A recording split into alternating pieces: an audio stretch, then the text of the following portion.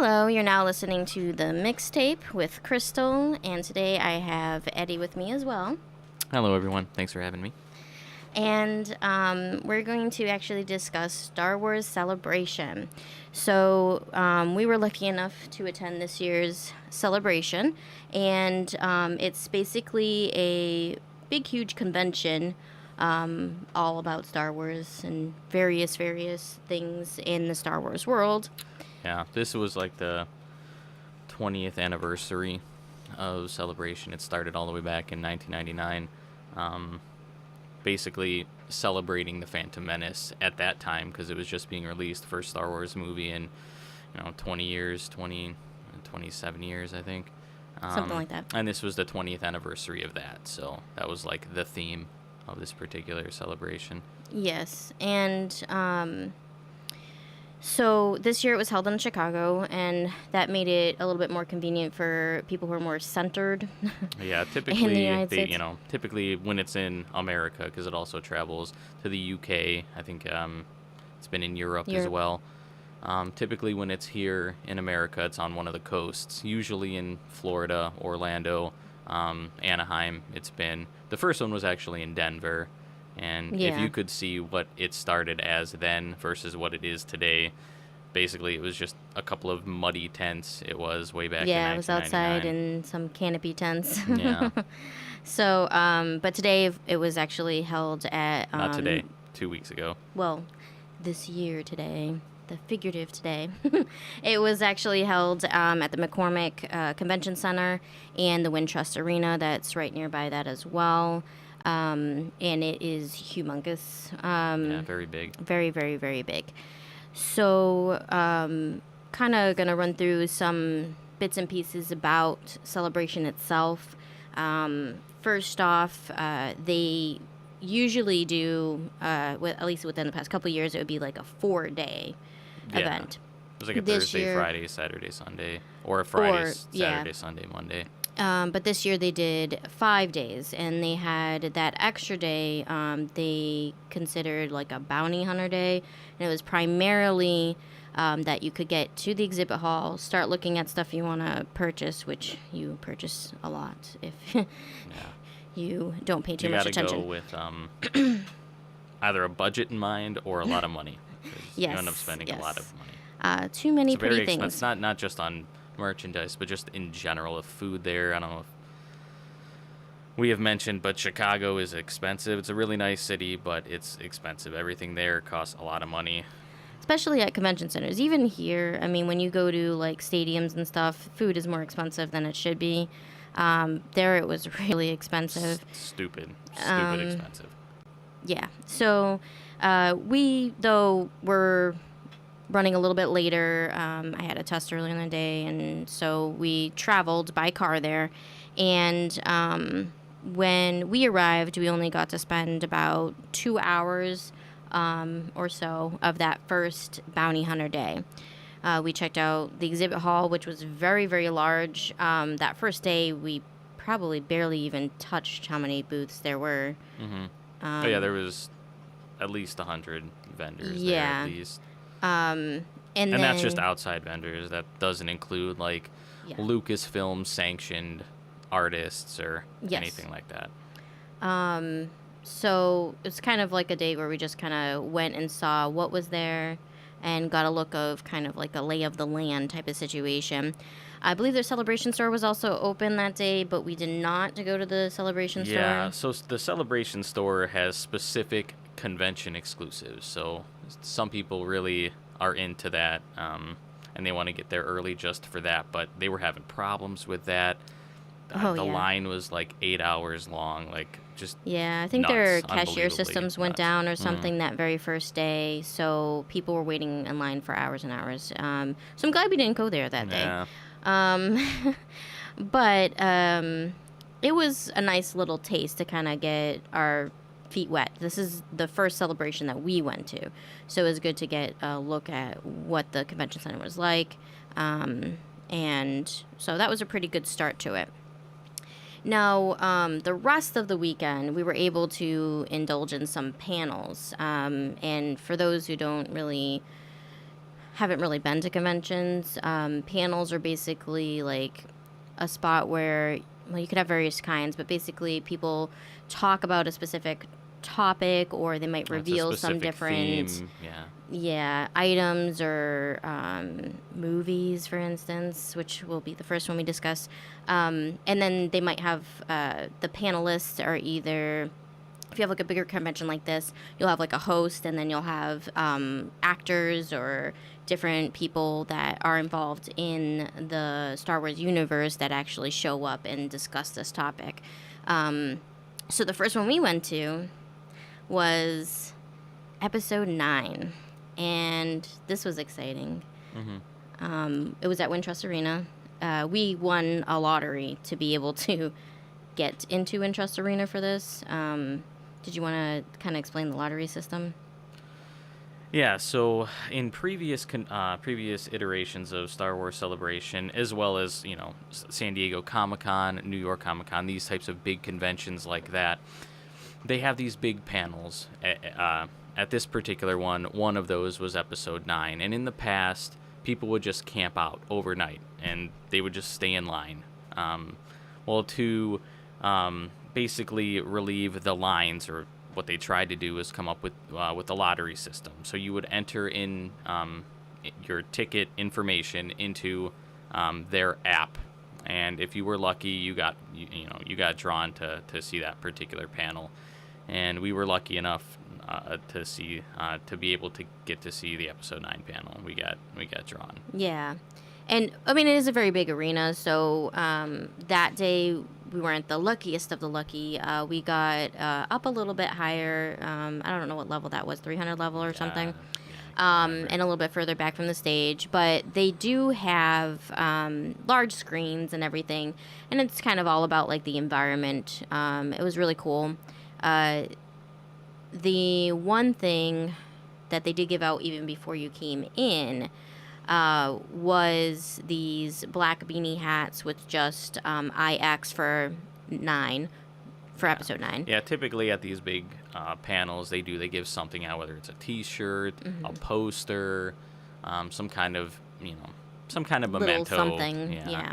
So this was the beanie. Yeah, and episode 9, is the conclusion of, this sequel trilogy of 7, 8, 9. So, Episode 8 was very divisive within the fan base, and people seemed very excited about Episode 9. Yeah, people in that arena, at least, were very excited as all the guests were announced.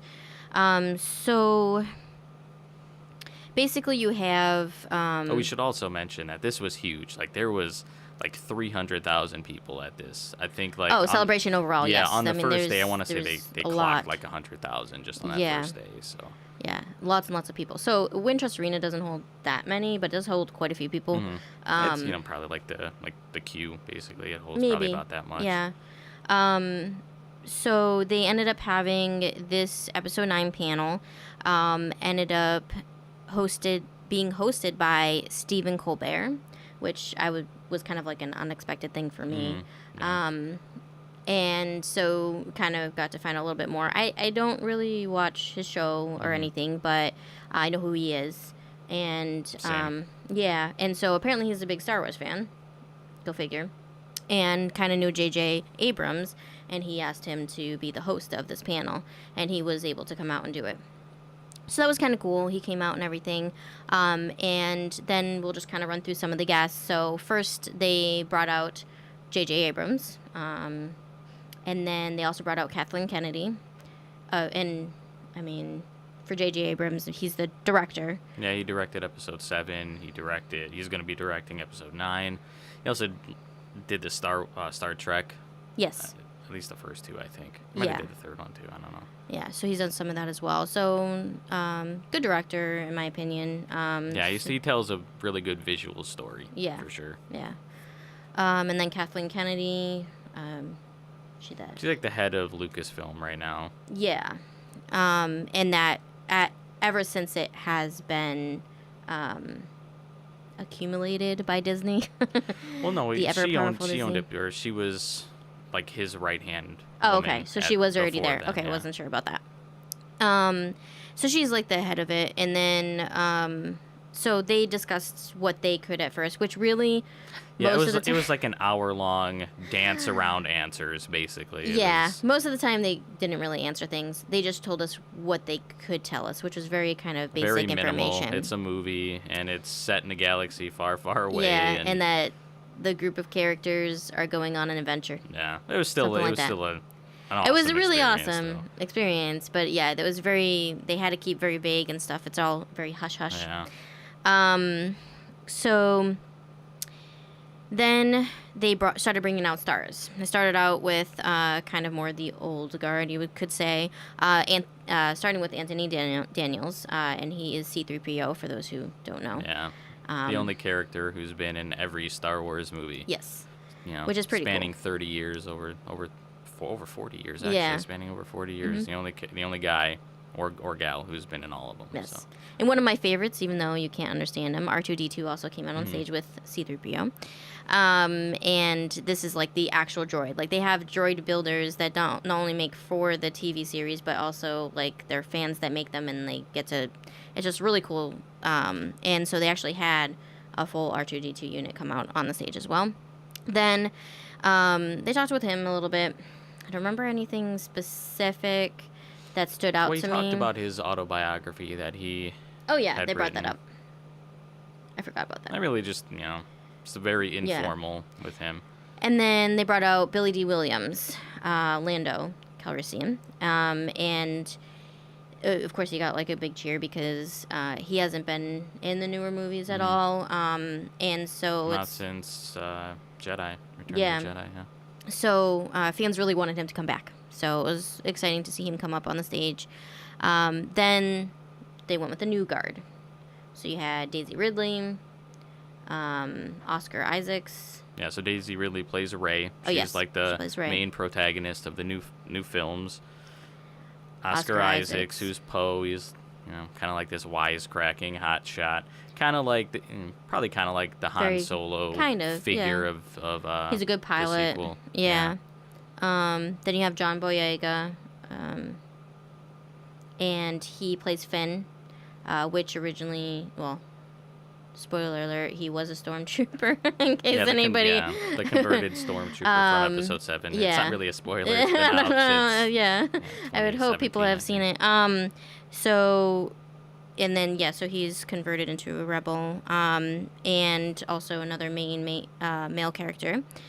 Then they also had Kelly Marie Tran, and she got a really big applause when she came out. She's like this divisive character within. Yeah, she played Rose Episode 8. Tico, and some fans didn't really like her, or some people really didn't like her, and saw her as kind of an annoying character of some kind. I love her. I think she's adorable. And she is so cute. Such a cute little girl. And she kind of gives more of that like hopefulness in her character, I think. So it was really nice to like have her get such a huge applause though, because of all the backlash she got. It was a very warm welcome. Yeah, because some people are loud and obnoxious. And, Yes, but it's not the They majority. sit behind their keyboard and say some really hurtful, hateful things, and they did that Yes. to her, and she had to leave social media Yeah, because of that. So. and I don't know if she's come back on social media or not, but I didn't really follow that too closely. But it was great to see that. She I think even started tearing up at one point. So that was really cool experience. And then the new person who's doing Chewbacca, who's Junus. And I apologize, I do not know how to pronounce his last name. Like Suetomo. Something like that, yeah. And he's really great. He's awesome. And they also had a new character. Do you mind trying to look that up? Because they have this new, female character, and she looked pretty cool to me. They have, because as they went through each person, they talked to them, each of them kind of briefly at least. They showed character shots from the new movie. And for she's like in this like field, and she kind of has this like cape going on, and she just looked really, really awesome. And so they got to go ahead and tell us her name. For the life of me, I can't remember it, so we are going to look it up. Yeah, I'm working on it. And then they also brought out BB-8 with the new cast, another droid, like the actual droid, which is awesome. And they began to discuss little bits that they could. And I believe that this new female character is... yeah, her name is Naomi Aki, and That's she the actor? plays some character named Jana. Jana. Or Jaina. Yeah, I think she's just like a resistance fighter on one Yeah. of the planets they go to. Yeah, so I think she is part of the resistance. And then they briefly discussed bits and pieces of their Yeah, characters, but not really. very, Yeah, very not really. vague. And then they were able to announce a new droid, which was adorable. His name is Dio. And it's amazing how they get these things to work. Yeah. Like, basically all he is a cone on one wheel, and somehow, I mean, he moves around without skipping a beat. I don't know. Yeah, it's like, impressive. It's kind of like a unicycle or something. Yeah, like, kind it's of, just yeah. one wheel. And he's cute, and he makes this, like, different kind of, like, his tone and his beeps are a little bit different, kind of more musical. I don't know. It was really, really cute. I love the droids, though, so... It'll be interesting. It'll be to see interesting, what yeah. they do there. So they're supposed to have this new droid in the new movie, Episode 9. And then we'll talk about the final little surprise person that was at the end once we kind of discuss a little bit more about the panel. Any other highlights you can remember before the trailer? I mean, the whole thing was just a highlight for me. Just being able to, be a part of that was pretty awesome. For any Star Wars fan, it was pretty awesome. Yeah.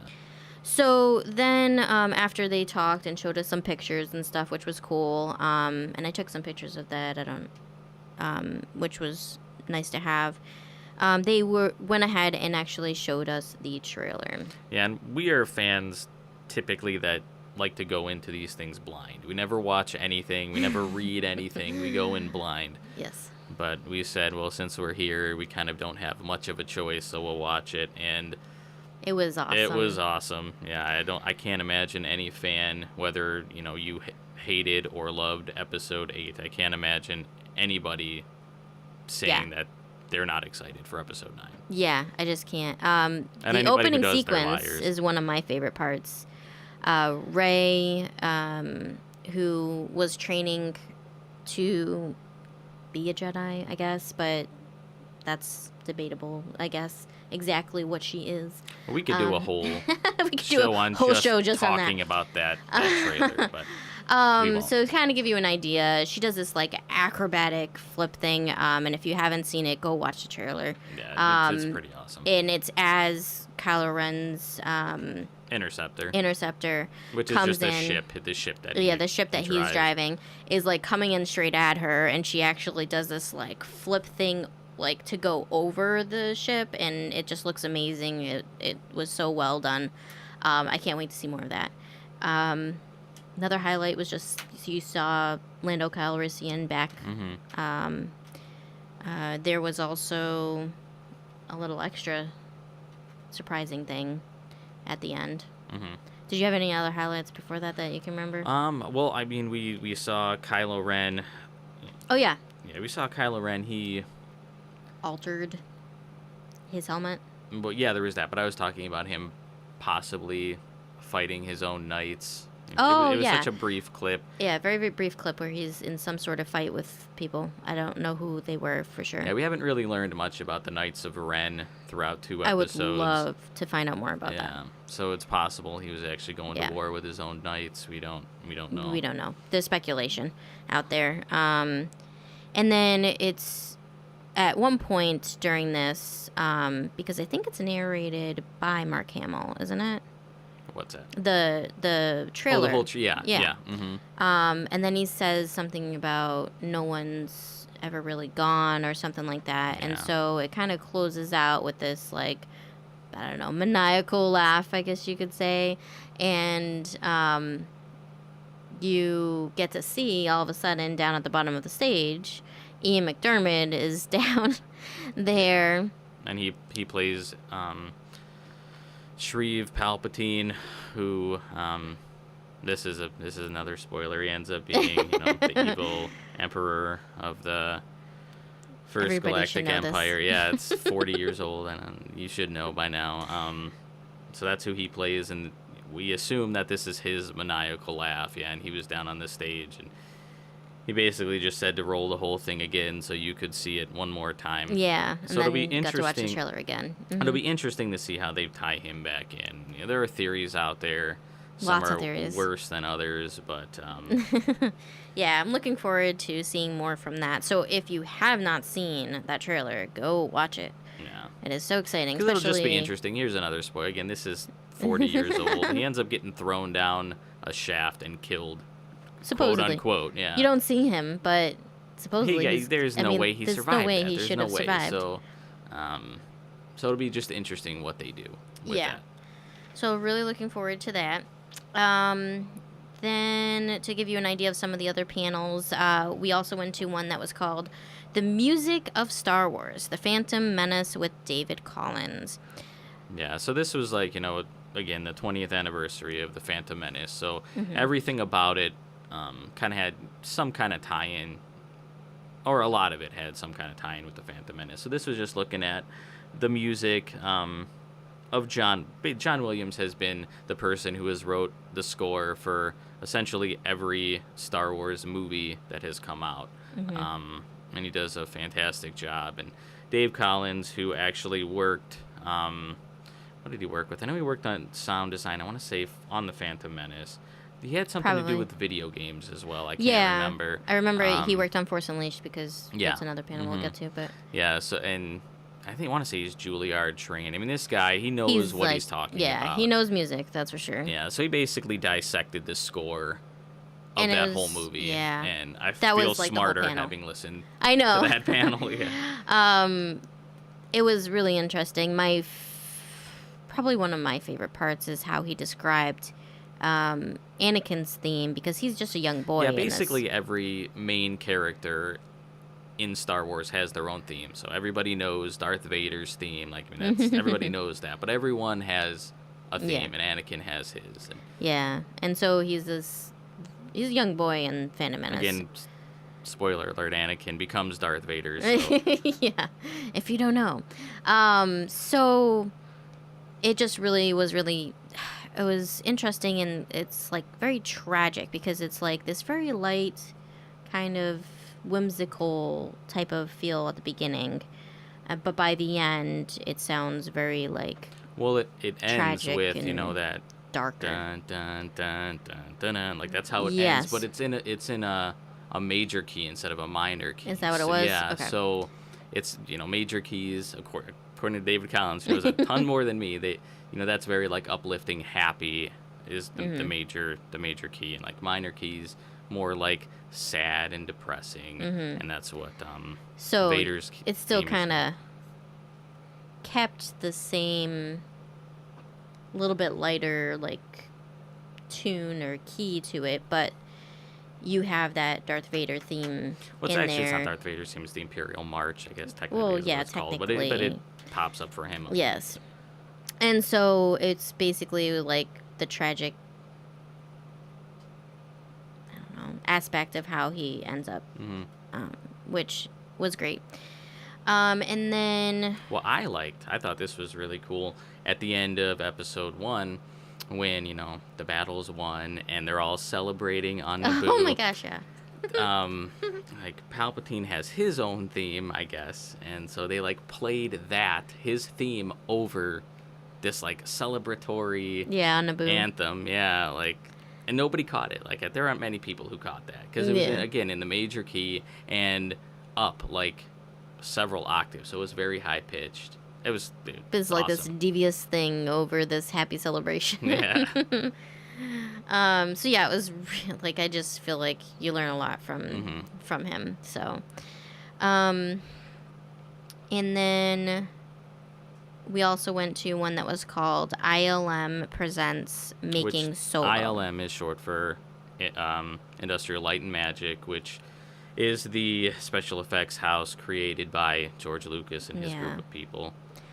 And so this was really cool.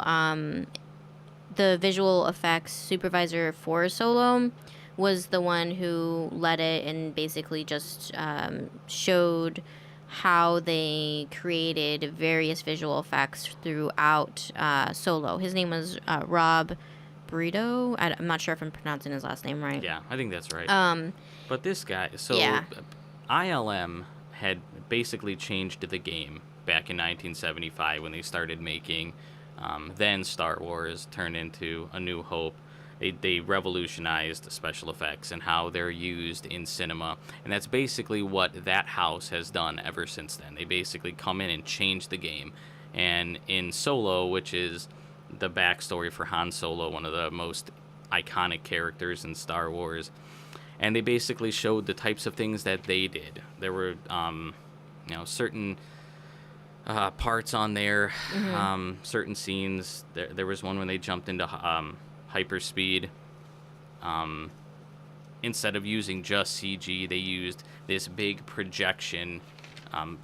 This type of technology has been in use, I want to say, since like the 50s, like right after tube technology. It was rear projected on that screen, but the screen was so big, it wasn't 4K. It was like 84K that they were working with. So they had it at that point, and they had it at another point on his name's escaping me. The main villain. I can't remember his name. But on of his the ship, Crimson. Yeah, the Crimson Dawn. Yeah, I cannot think of his name right now, but it's Paul Bettany's Isn't character. it like something like Drayden or? Oh yeah, Dryden Voss. Dryden, Yeah, there it is, Dryden Dryden Voss. Voss. Yeah, on his ship they did the same thing, but it was all around. They Yeah. had this projection screen all around that whole ship. Yeah. And This is they- really cool things yeah, that you just- learn. Yeah. It's just amazing. And speaking of ILM, we also went to ILM Model Shop, Building a Galaxy panel. So this was even more information about how they created various things. I think this one like was the model shop. the model Yeah, shop okay. one too. So this is a separate panel that they did that we were able to go to, and this actually had various people from ILM, not just him. And they went ahead and discussed like the creatures that they created. I think a lot was Phantom Menace specific, wasn't it? Well, they did go back, yeah, because it was the 20th Yeah, anniversary. But they they were talked talking about that a about lot. how all of this came to be. Like they were basically creating the technology that film studios used, and they were creating it back in 1975 when they started making this. And yeah, they talked a lot about Watto's character, how they created him. Yeah.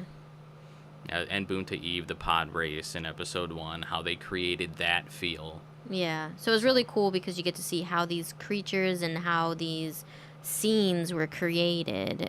They do a lot of models, and it's really interesting. So that was like a lot of new information that was cool to see. So these are like just really great experiences to me. Then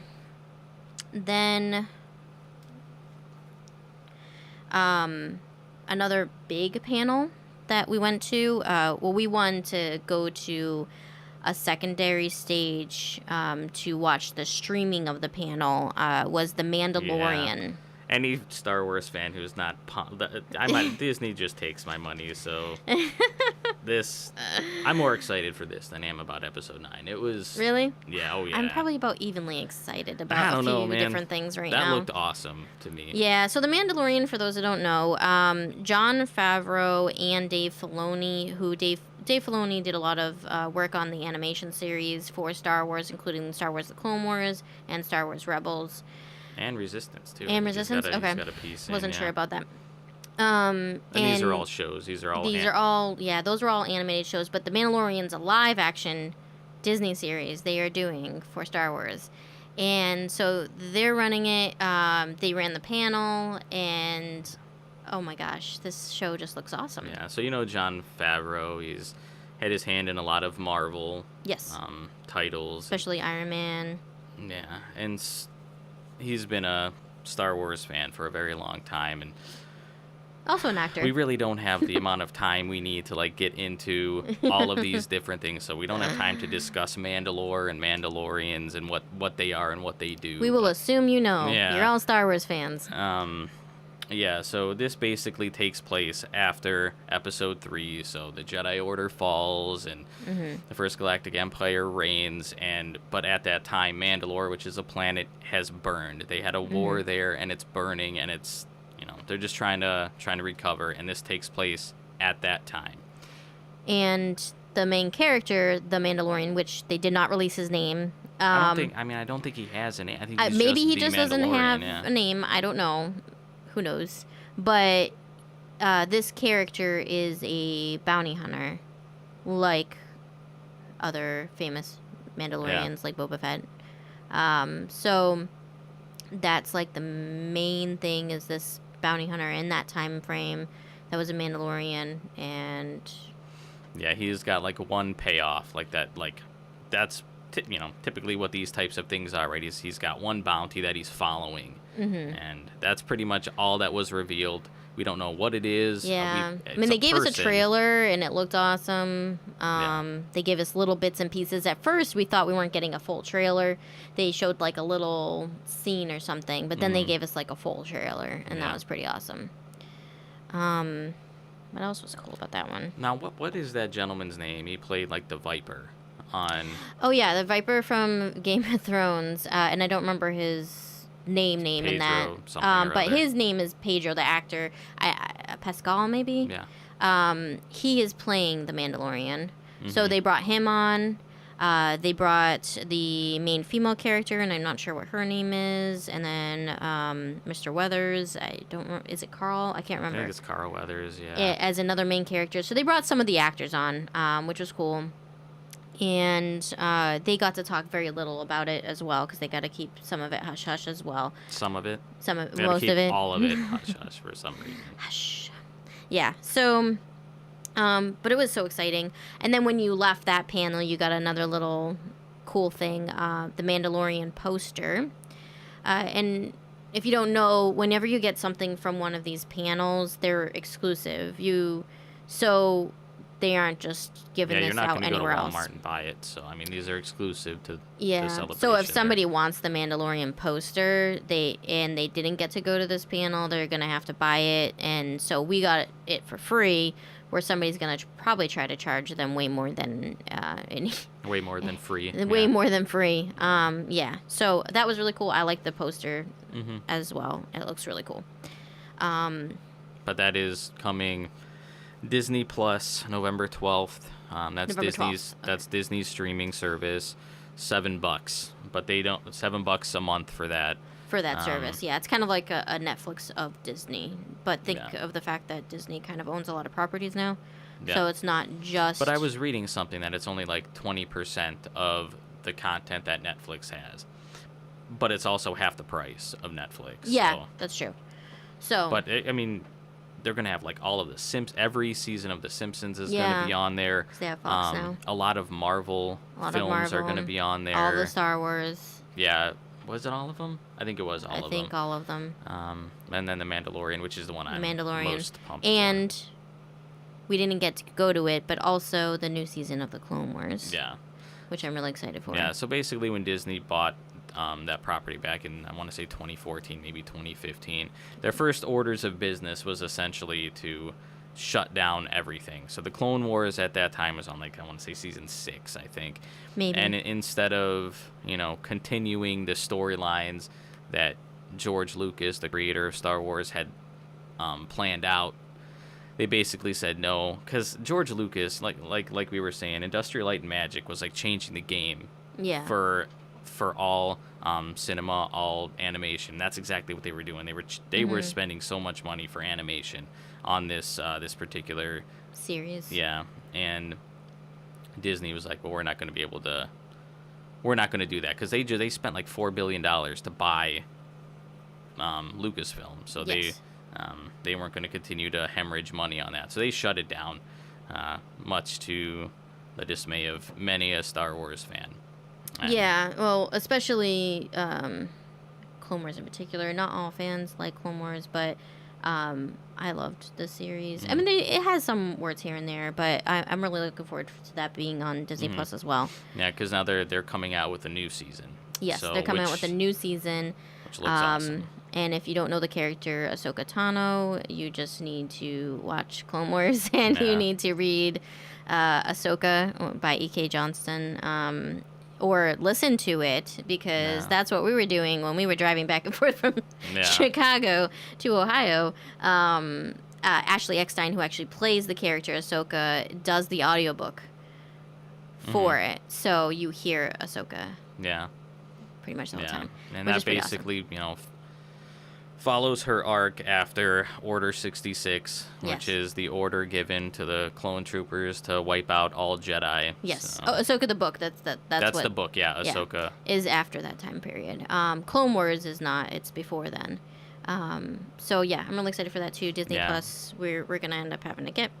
And one of my favorite panels that was not a major panel that we went to was a Star Wars Let's Play. And this was so fun. It had David Collins again. It also had Anthony Carboni, which I don't know if he's just a gaming guy or if he's just associated with Star Wars.com. Okay, because he was on the Star Wars live stage too. So I was thinking, he's got to be associated with that. Then Sam Witwer, who he's the legend. He has so much Star Wars knowledge within his head. He played the voice of Darth Maul in Clone Wars as well as Rebels. And he played Star Killer. He voiced Star Killer, which is the now defunct, it's not canon anymore. But it was in Star Wars on PlayStation Force 3, Unleashed. Xbox 360. Yeah, Star Wars the Force Unleashed. The Force Unleashed. I'm sorry, the Force Unleashed. I apologize. Is the name of the game that he plays the main character for, and they took his likeness and his voice for that. He also played Aiden on Being Human, the American Being Human, because there was a BBC version too. But yeah, he was awesome. And then Janina, maybe Gavankar. I'm not sure if I'm pronouncing the last name right. What is it, Janina? Gavankar?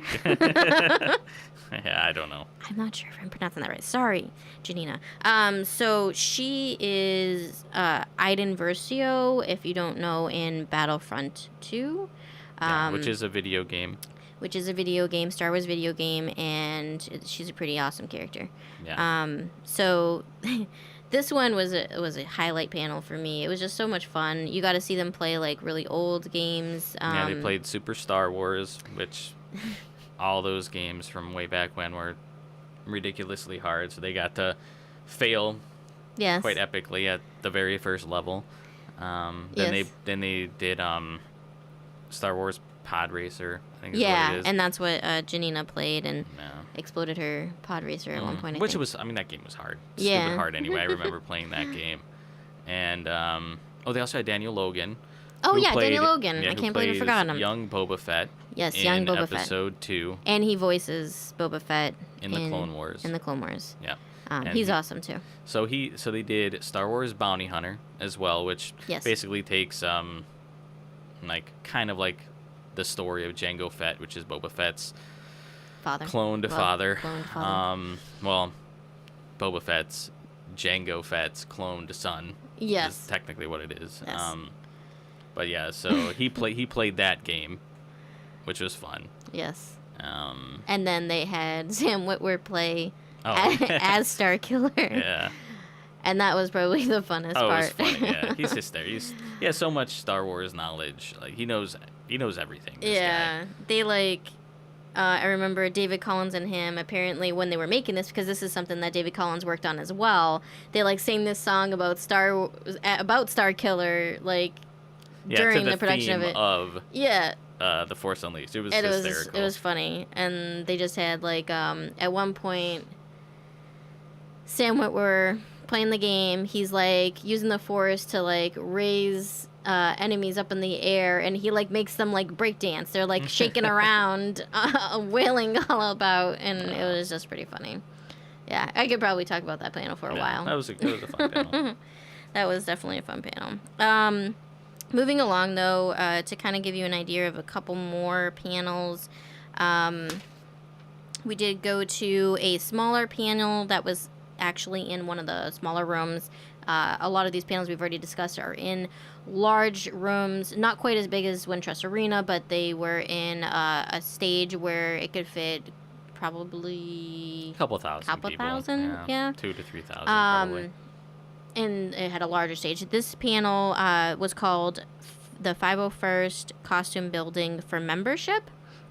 And for those who don't know the 501st, they are a Star Wars costuming group that they're called the 501st because it's one of the troops in the Army.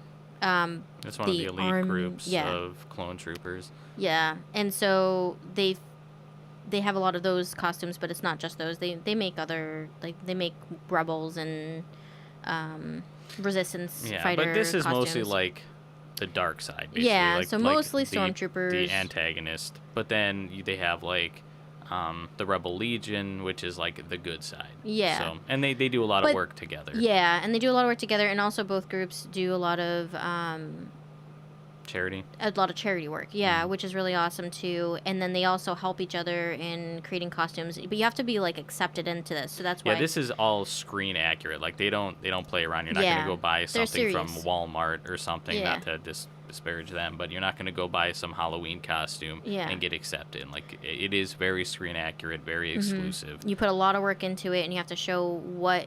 You have to like send them pictures and stuff, and it's a whole big deal. So it was an interesting smaller panel to be able to go to where you could learn more about getting into it, because Eddie and I are thinking about trying. Well, we are already in the process of trying to start some costumes that we are going to attempt to get accepted into the 501st with. Yeah. Which we'll discuss shortly here. So that was one, and then also we went to Star Wars Phantom Menace 20th Anniversary Celebration. Yeah, this was another big panel that you had to win a lottery for. We got very lucky and won 2 lotteries for that. The Phantom Menace was also and better seats for this was really good seats, yeah. But this was like another movie within that franchise that was pretty divisive, but it got such reception. Yeah, the place was full. Yeah. And I wasn't expecting that because of like the loud people on the internet that you hear. So it was really nice to see. Fun note, before they started the panel, while you're waiting, they were playing like 90s music. Yeah, specifically from 1999, because that's when episode 1 hit theaters. So it was awesome. I was like, I knew, I think, most, if not all the songs, because that was my childhood. And so they had like a fun atmosphere going ahead of time. The host was Warwick Davis, which was he was also in the Phantom Menace. If you don't know Warwick who he Davis, is, he plays Wicket in Return of the Jedi. It's the main Ewok from Return of the Jedi. He plays Weasel, which is a little Rodian. Character. Little Rodian from. He supposedly was supposed to be Anakin's best friend, but I don't know. I don't see that. He was just kind of there and laughed at him, basically. Yeah. I can't. This guy's got a name too, but he was also somebody on the Boonta Eve pod race who just kind of looked, basically, Yeah. So he had like different side characters. I mean, he also played the Leprechaun, so I mean, he played the Leprechaun, so you should know him from that. Davis. And he also played. I don't know. I'm not as familiar with Harry Potter, but the Goblin guy from Harry Potter. Oh no. Wait, I thought he played one of the instructors too. Maybe he did. I don't know. Can't remember. Maybe he did. I don't know. Yeah, I'm not sure. I know he played like the bad Goblin guy from the bank, one of the bankers. Gringotts? Yeah, from Gringotts. Yeah, I don't know. So yeah, he's had a lot of experience, and he just seems great. He just seems great. And it's a laugh because one of the guests was Anthony Daniels, and they have this like little thing between the two that that's just kind of funny, I think. And then another guest was Ahmed Best, and if you don't know, he actually played Jar Jar Binks and that was also a character that not everybody loved. But he got a very, very loud, warm reception when he was announced coming onto the stage, which was nice. And then Ian McDiarmid, which again is Palpatine, and Ray Park, who was the actor who played Darth Maul in Episode 1. Episode 1. And so they all came out. I just thought it was a fun panel. They talked to like 2 of the actors first, and then they went to the other 2. Oh, they also had, I think, ILM people to discuss some of it too. That's right. I forgot about that part. Yeah. Yeah. Doug Chang was there, I know for sure. I'm not sure who else was there. I don't know all their names, but they're really, really smart people, and they know what they're doing. They create amazing things. So, yeah, they had all of those people there, and they just went through some information about the Phantom Menace. They talked about, their time making the Phantom Menace, their interaction with each other, interaction with George Lucas. Informative and just a lot of fun. The whole weekend was amazing. If you're a Star Wars fan, there's a little bit for everybody there. Yes, exactly. They even have like little things like the make and take that we went to, so you could go in and it was like a workshop environment. So they have these tables set up, and then they give you something so that you can create certain things. This one was to create a little BB-8 out of like a paper plate, and then a little piece of paper that had the design on it. This took place in Chicago, as we mentioned earlier, and that particular make and take, this workshop was hosted by a group of people called Force Chicago, and it's basically arts and crafts type things for little kids. Yeah, and it was cute. It was really cute. So you saw these little kids creating things, and then of course I insisted on going and creating a BB-8 as well. Yeah. So we took home 2 BB-8s out of paper plates. And it was at times like this you realize that like Star Wars really is for the kids. Like Kids/family. Like I think it's a very family oriented, and I know like sometimes sure there's some violence and stuff, but like it's really not like severe enough to not be for the whole family. I don't know. And just to give you, we're going to talk about the cosplay competition in just a second here, but just to give you a general idea of some other panels that were there. They had the Clone Wars sneak peek, which I briefly mentioned. They had things like Galactic Academy, Kid Costumes Showcase. So I don't know exactly what all involved, but they had things for kids specifically, which was really, really great for the families that were attending. In Conversation with Alan Tudyk, which, if you don't know him, he is K2SO in Rogue One, which is one of the droids. The one main droid in that. But he also plays in Firefly/Serenity, and various other movies and TV shows, I'm sure.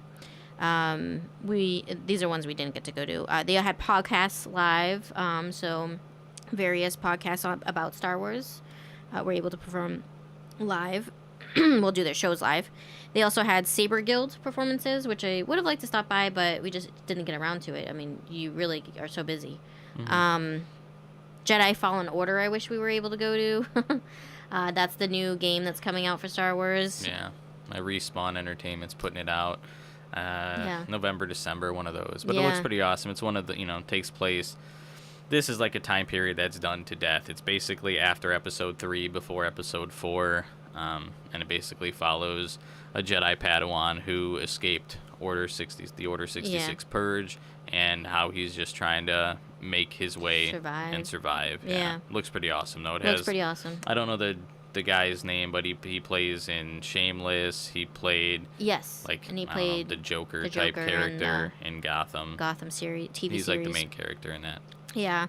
And then they also, to give you an idea, we went to the 501st panel, which they had a couple of 501st panels throughout the weekend. They also had panels for the Rebel Legion, which we briefly mentioned, which is the good guys, quote unquote. And Mandalorian Mercs also had some panels. Yeah, so those are specifically Mandalorian, like the Mandalorian armor sets. Yeah.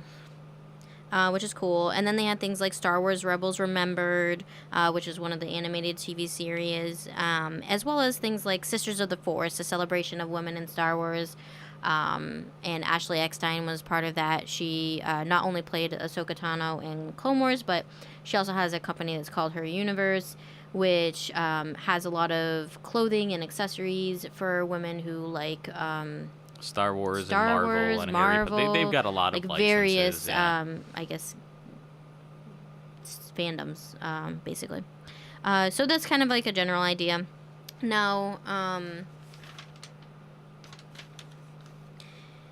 we discussed the exhibit hall some.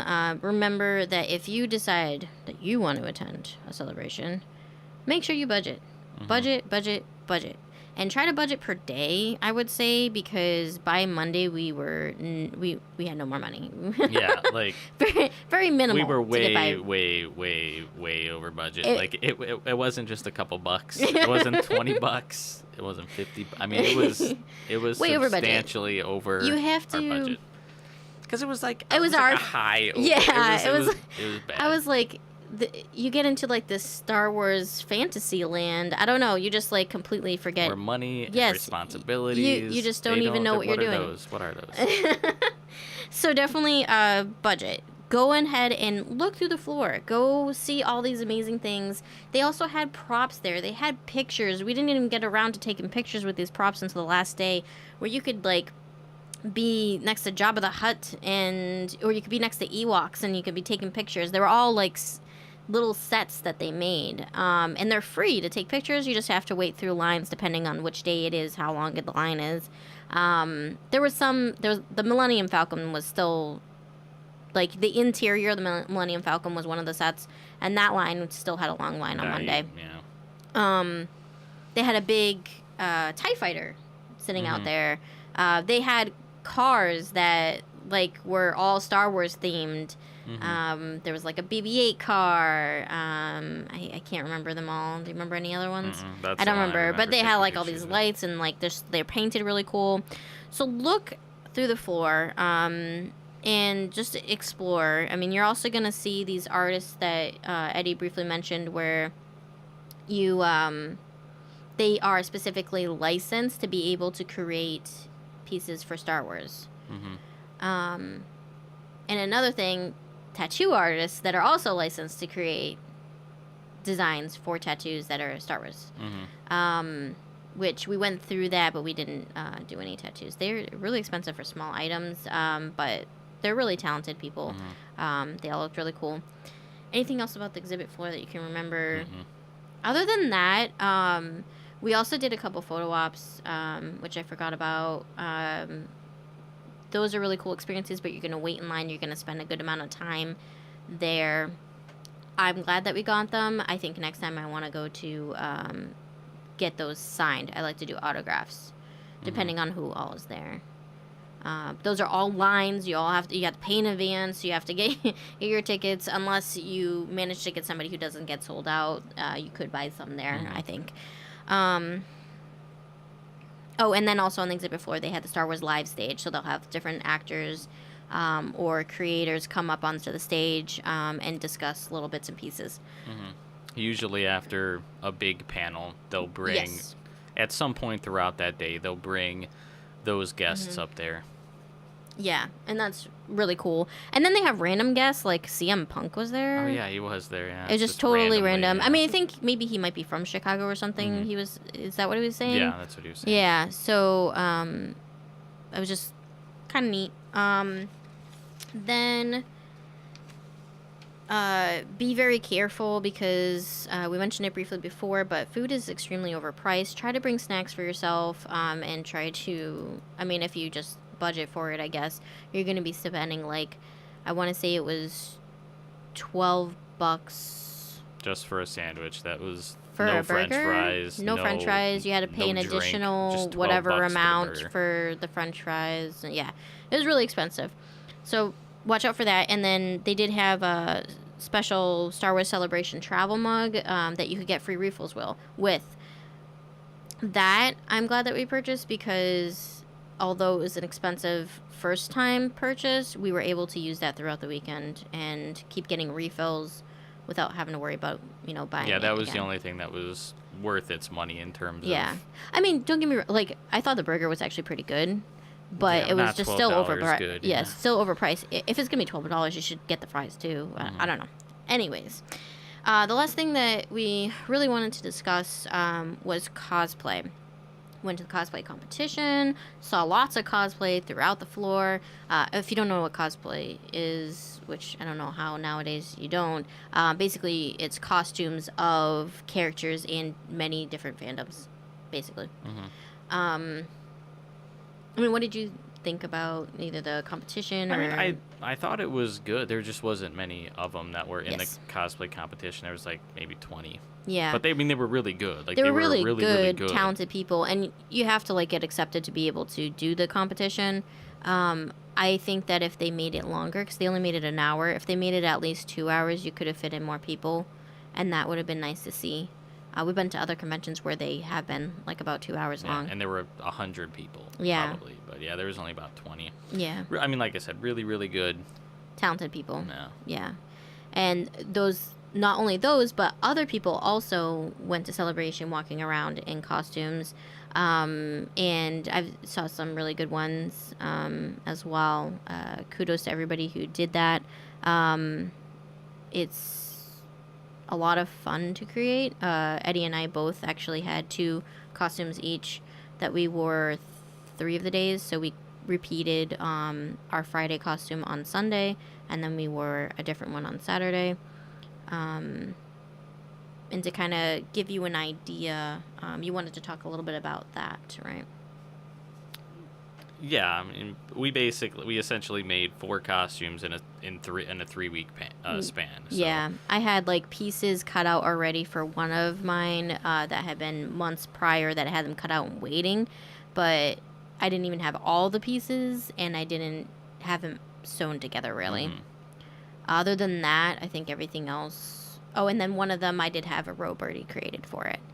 So to go through them, I did Padme from episode 3 that was in a green velvet like robe gown thing, which took a lot of planning. We made our own pattern. Eddie and I actually work on them together, which is helpful, I think. Yeah. Yeah, this one was a pretty intensive one because Yeah. there was a lot of planning to it. Yeah. It turned out really well in the end, but it was a lot of planning. A lot of planning. And then with my Padme, Eddie made Anakin from episode 3 as well. That one was only made in that like 3 weeks. 3-week span. And I think it turned out really well. Yeah, it turned out good. And then we did a mashup between 2 fandoms, Doctor Who and Star Wars. Yes. I was the 11th Doctor Jedi, and Krista was TARDIS Jedi. Yes. And those were really fun to do. And I feel like because those were a little bit more unique, that more people wanted to take our pictures when we were in the Doctor Who mashups than when we were Anakin and Padme. And then we repeated and wore those Anakin and Padme again on Sunday, but primarily because we actually had our photo op with Hayden Christensen, who played Anakin, so we wanted to kind of wear those then. It takes a lot of, if anybody's interested in creating costumes, doing cosplay, it takes a lot of time and effort, but I think that it's really fun. I like to create, and if you're a creative person, it's a good way to also kind of like show your fandom, I guess, when you go to these conventions. I agree. Did you have any other tidbits about the costumes that... Not really about the costumes. No, not really about the costumes. All right. And so...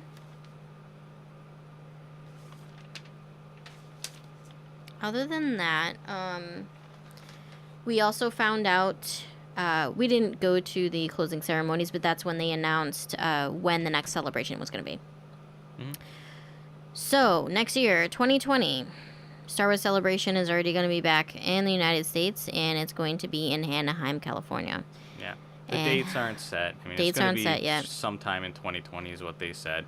But it's going to probably coincide with the opening of Star Wars Galaxy's Edge. Well, that I think is opening this year, so it'll already be open. Yeah. Well, it's going to be really, really, really packed. Yeah. So I envision it being really, really packed, but I assume we're probably going to try to go still. Yeah.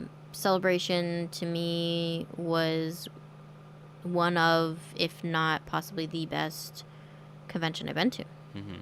I have so many good memories from going there. I think that if you are a fan of Star Wars, that this is like a must get to at some point. I mean, if you can't go necessarily to, like for us, I mean, it's going to be quite the trip to go to California, but we're going to probably try to do that. But if you can't necessarily make the bigger trips, try to get to it at some point when maybe it is a little bit better of a trip for you, or when you can go. I think it's worth it. It can be pricey though, so definitely budget as best you can. Any other suggestions or anything you can think of? I mean, you don't have to go for the whole weekend either. Yes. I mean, they do sell Don't think that you days. have to go for the whole weekend. They do have single day tickets as well. Yeah. So that's sometime next year. Jedi Fallen Order is coming out November 12th. November. Episode 9 is being released sometime in December. So this fall and winter is going to be really great for Star Wars fans. Oh, and then the Clone Wars is coming out soon. The Mandalorian is going to be released they'll be in November as well. Yeah. So when Disney Plus comes out. Pretty exciting time. Yeah. And Galaxy's Edge, you said, is opening sometime this year. Yep. They're already doing reservations, like starting May 2nd, I think. Yeah. And Star Wars Battlefront 2 is still going strong. Yeah. So lots of game. fun stuff. Yeah. I briefly mentioned earlier the video game, Battlefront 2. So lots of stuff to look forward to for all of us Star Wars fans. And if you do have any questions, feel free to go ahead and post on Lake Effect Radio's Facebook page, or on our streaming services. We will try to answer questions if we can, whenever, if anybody does post any questions. And that's about it. So we're going to wrap it up here.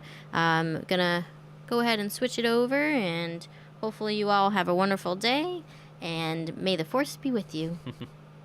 Bye.